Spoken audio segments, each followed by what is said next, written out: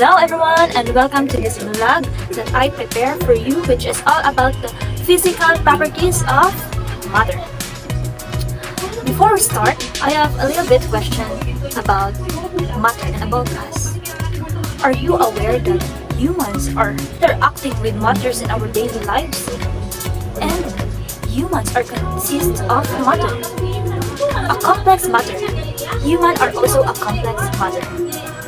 Because you know that, I am going to call you as a Ka Matters, which is human. So, how are you today, Ka Matters? I hope you are doing great.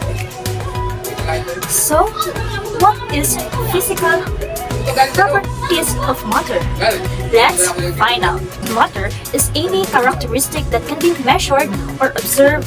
The object's density, color, mass, volume, length, malleability of matter are boiling point, folding paper, chopping wood, cutting hair, breaking egg, breaking glass. Those are just some example of physical changes or part of physical property. In physical changes or physical property, there are two classifications, which is the extensive and intensive property.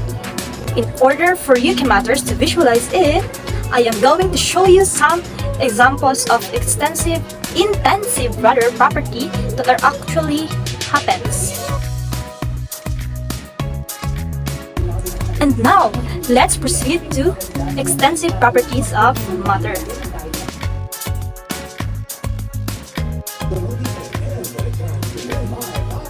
So here is my last. There are some points to remember. Why is it important to know or to study about properties of matter? It is very important to know the properties of matter that we use and handle. It is important to know if a substance is a conductor of electricity or not. Otherwise, you cannot make wire and cables to transport electricity. You have to know whether something is combustible or supporter of combustion. You have to know whether something is soluble or insoluble in water. You have to know whether something that you consume is poisonous or not. More we know about substances, more we can correctly use them in an optimum way. Ignorance is not a bliss when it comes to knowing about matter. To the extent that all objects will interact with food, drink, tables, chairs, cars, computers are made out of matter. It is important to know the properties that we need in our daily lives so we don't drink solids. That's not good. So we don't drink gas. We need to know the material's properties face as solid, liquid, or gas and how to tell them apart. That's just a real simple example.